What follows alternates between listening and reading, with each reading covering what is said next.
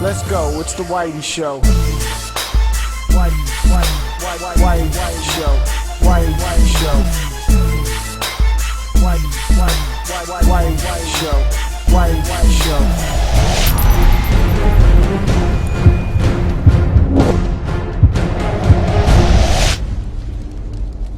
Resident Evil story is, well, kind of a mess. As a fan of the older games and also reading all the books, which I actually enjoyed the majority of the stories, I can say that the story is definitely a mess, but a fun mess.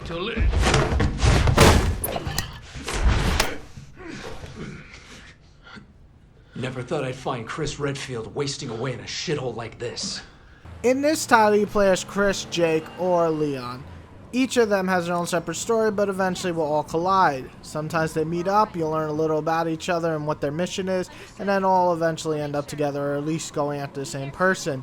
I will say that the chemistry for all their partners is pretty interesting. I think especially Jake and Sherry's relationship seems really real. Like, you actually feel for these characters, and you feel like they like each other, or, you know, as partners, not as fuck buddies. Maybe fuck buddies, I don't know. I guess because they all have, these two have the best voice acting in the game, in my opinion, and the best dialogue. So, I think they do a really good job, but all the partners in the game are actually interesting. The new C virus is the big threat of the game. This virus lets our favorite zombies, or undead, or monsters, or whatever the fuck they are now, use guns and take more bullets from your guns, because that's awesome. Because we didn't have enough trouble with just zombies, but make them fucking take bullets, why not? You also meet other big bad monsters, and yes, you will, you have guessed it, try to kill them before they fucking eat you or kill you or chop your head off, or whatever type of monster they are, they will do something horrible to your face. The three separate stories, topped by another story by Ada, who is behind the scenes character once again. There's a lot of story, and it's actually kind of interesting. It's a meaty story. Even if it's a messy story and it's silly, it's enjoyable because it's entertaining. You'll want to know what happens in the end, and it's especially fun watching all the characters get together on the screen and meet each other. It's just badassness. I need to know.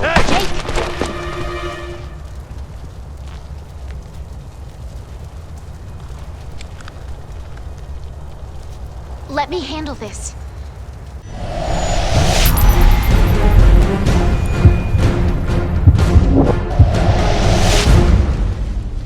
When I was playing this game, right away I noticed it just didn't feel as like polished as something like Resident Evil 5 in the graphics, but at the same time it just tries so much more. Way more diversity in the environments is something to actually admire. Each and every chapter will lead a character to a new place entirely. From graveyards to cities to snowy areas to villages, it really is something to admire because the scope is huge. Saying that, the character models just don't feel nearly as polished as the last game, I'm sorry. Also, some awkward or stiff animations might annoy some people, especially some of the glitches come into play when you're trying to pull off finishers. It looks silly, like you're falling through stuff and all that stuff. Though I like to note that the monster design is pretty badass in this game for the most part. Some look ridiculous, you know what I'm talking about, the chainsaw, but some of the new monsters just look, wow, like freaky shit. Like, you want to shoot them in the face because if they get close to you, you might throw up on their face, if they have a face, because they might not, because they're not human, you know what I'm saying? Okay. Pretty sure this wasn't part of the contract.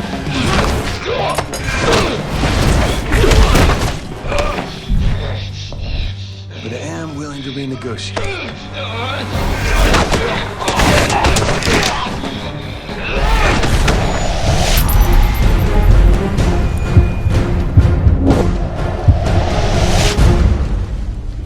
Alright, so this is where people are obviously going to divide the most.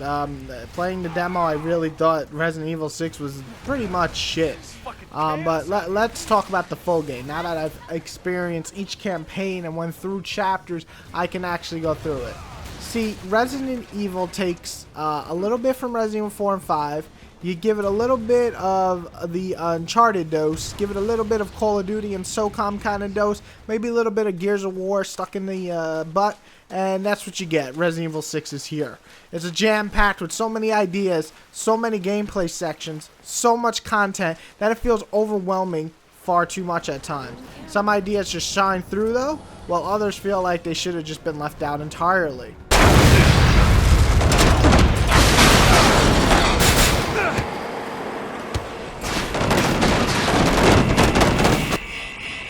Look! Parachute!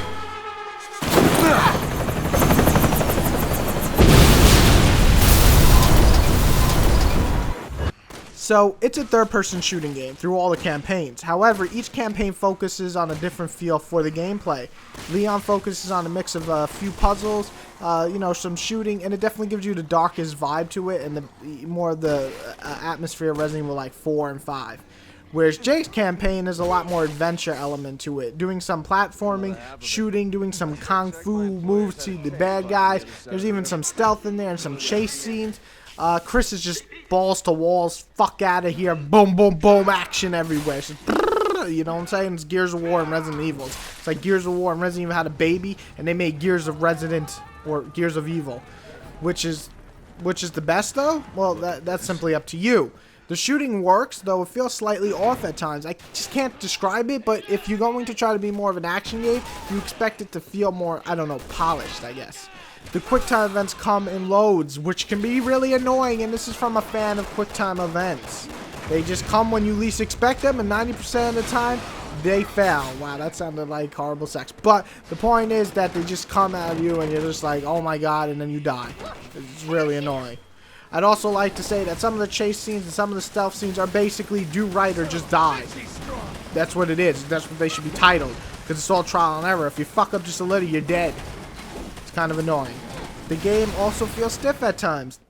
Like the movements and stuff. Which is a shame because the melee is supposed to be more focused in this game, especially in Jake's campaign. Instead, you feel like you're hitting hair half the time. I just feel like it needed more polish, and just the feel of the movement, again, needed more polish. I'm telling you right now, Dead Space 2 felt more polished. That's not right. Saying that, the game gives you a lot of different types of gameplay, which is nice, because it never really gets boring. From the puzzles, the set pieces, the pure shooting, the balls-to-walls, chase, action, explosion scenes, the game just doesn't get boring. Simple as that. So while the game doesn't feel like Resident Evil much anymore, it also feels like a completely different beast. And it's not a bad one, it just feels like an experimental one. Here goes nothing!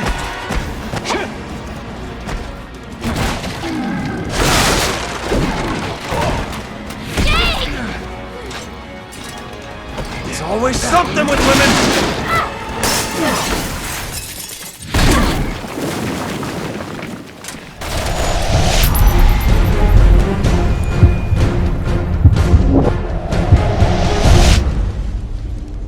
This is definitely one of the harder games to review because it's just such a crazy game because of so many ideas, so much thrown into it.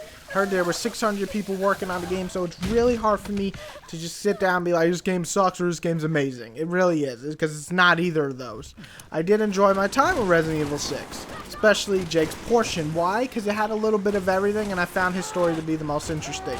Saying that, though, each campaign offers something different, so I really like that, because you get something different instead of just playing generic campaign, going through the same shit. It doesn't feel that way with any of these characters. Sure, not everything works. The camera is just batshit insane. I mean, I can't even. Some sections feel clunky and just not designed right. Graphics are on top of the line, and the story is a mess, let's be honest. Saying that, though, the gameplay is still fun. It's a lot of shit going on at once. The scope is huge and something to, again, admire. I mean, the game is huge. It's the biggest Resident Evil, period.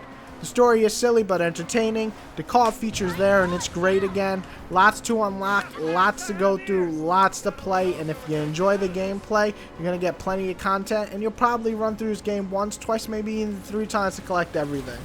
Now, it's not a great game, but it is a good game. It's a beast in the fact that it tried so much, and I gotta give credit where credit is due. This is not Raccoon City, so I'm not sure where it's getting these 3s and 4s from. You must be out of your fucking mind. There's no way Jesus Christ, you've not played a fucking shit game.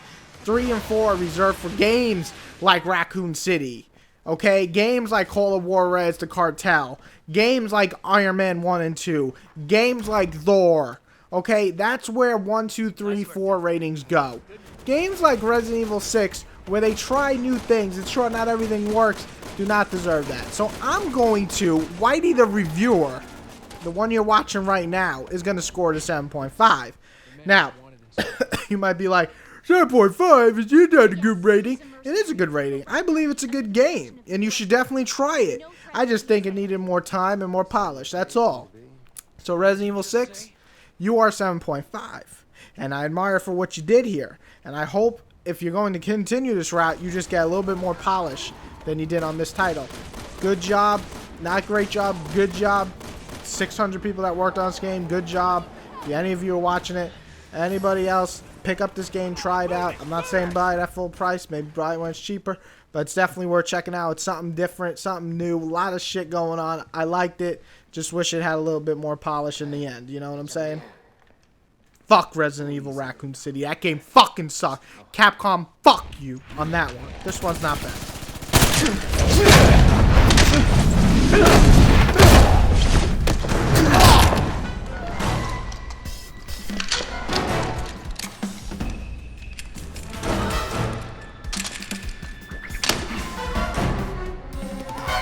Now just remember to take a moment to like, subscribe, and comment. Thank you, guys.